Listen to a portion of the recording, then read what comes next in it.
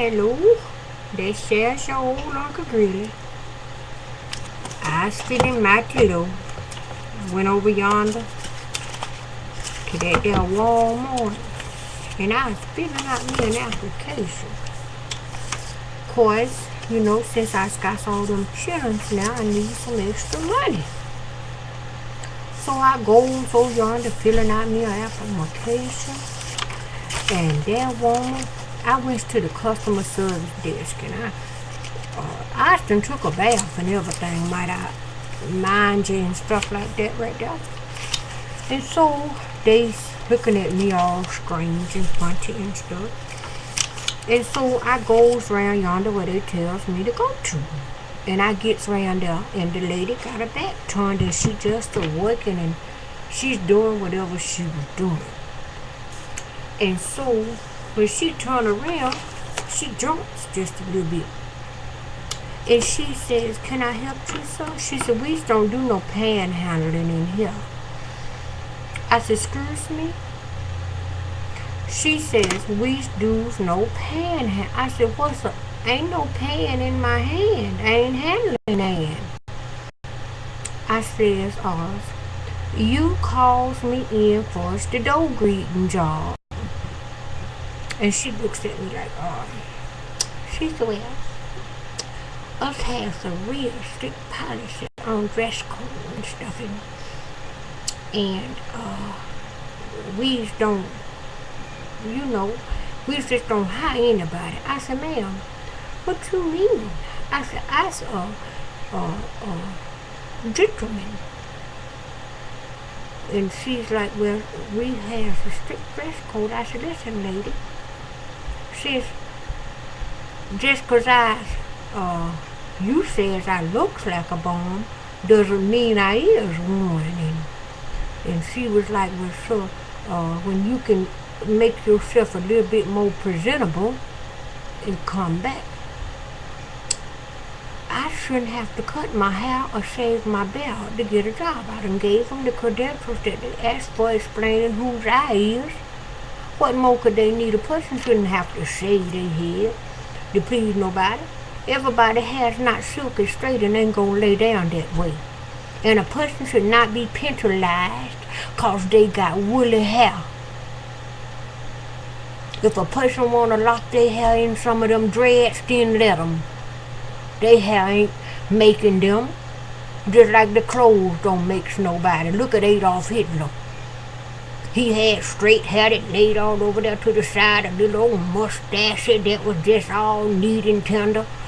But what was he? One of the biggest mass murderers, tortured, hated folks and penalized and perjured and did everything he could wrong. But to look at him now, if you'd have looked at him, you'd have thought he had some sense about him.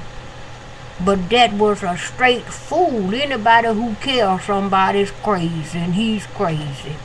Well, he was crazy in his time.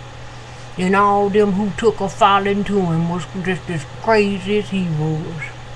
And all those who justifies what he did, just the craziest the rest of them is.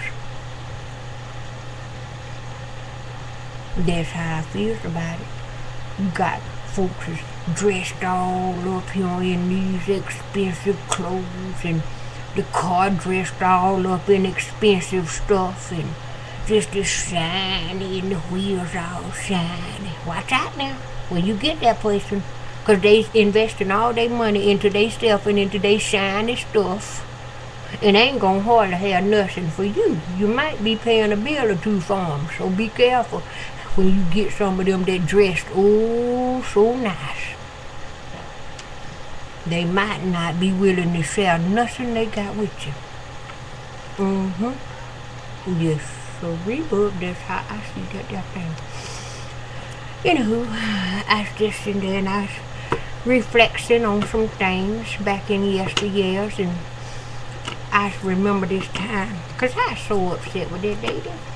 I just was, 'cause I just got all excited. I just, I've been setting up in this house for some years, and I thought I was finna be back out on the grind again, I don't have to go back on the bench no more because I used to be a judge. I sure did, and I had my hair woolly just like it is now, hair like a sheep wool, and bearded face. And I didn't bother nobody. I tried to treat everybody nice.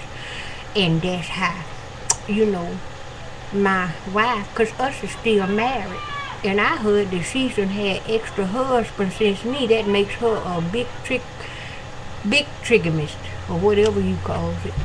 And anyhow, there us was, after us done got married and stuff, and wow, that honeymoon wore off real quick, because that woman started slapping me around like I was a sack of taters or something. She went upside my head sometimes, and I wouldn't be done did nothing but told her I wasn't going to do something, and she didn't like. She said I wasn't going to talk back to her. Now, she's about 2 feet tall in our ears, and so one day I got particularly tired of that there stuff. I got tired of her hitting all on me and stuff, and so I went up there, and I stood up to her, and I said, listen, I said, you's not going to hit me no more. You hit me one more time, and I wasn't going to hit her because I just wasn't going to do that. When I woke up and I looked up, she was standing up over me with her finger. Don't you even look like you going to hit me. You better not never talk about hitting me no more. But I had them little buds and things sound like I heard whistling and everything, and I was trying to get my eyes all focused, and I'm like, what did she strike me with? She struck me so hard. But she hit me right in the top of the head, not 2 inches off me.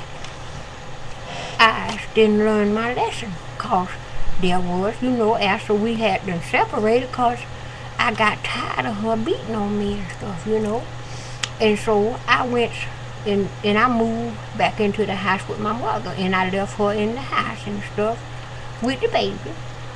And so I was going to go by there to visit the baby and stuff, and first thing she said, where's the money? Well, it wasn't even a payday yet. But every time I went, she wanted some money. And so I said, it's not money time yet. You get money when I get money. And she's like, you ain't seen nobody. So I said, yes, I is going to see my daughter using. Nobody else ain't going to keep me away from my daughter. So she went in there and came back with that pocketbook. And I already know she got about 3-4 goings up in there. And she's like, and she was just, I already know she got a temper. So I just turned around. I was running so hard I left my car. Next thing I know, I heard a pow-yow, then I felt a whoo. I said, what done happened? Oh, I just went down on that right side. I just went way down. I felt, I couldn't even touch it. She done shot me in the hip. Right under in the hip. I've been walking front foot ever since. She hipped me. Us went to court and stuff like that right there. And then, she got in the courtroom, and she was just a whole different person. Yes, sir. Yes, sir. And I looked at her and I was like, oh. And she's like, he's been beating on me, sir. And the judge looks at her, and she's 2 feet taller than our ears and 100 pounds more plus than our ears. And he looks at me, and I was a whole lot smaller back in the day than what I am now. And when I said she could throw me around, she could really throw me around. And he said, is you sure about that there, man? Because most folks in them parts already knew. That we had some problems in the marriage and how strong she was. And she's like, yes, sir, I know. How come you don't believe me? You don't believe me because he's one of your own kind, and all y'all people from these here parts stick together. And so I said, yes, sir, I did. I hit her. I said, I beat her real well. And she flew 58 inches taller. She swole. She got some. She said, you ain't never beat me, and you ain't gonna sit in here and like you did.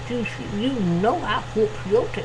And that was it. That dude hit the case gone. And he gave me my daughter. Well, she came there took my daughter and took everything she wanted and left, and that was the last that I seen her. And I still been looking everywhere else. Tried hard to find her and my daughter.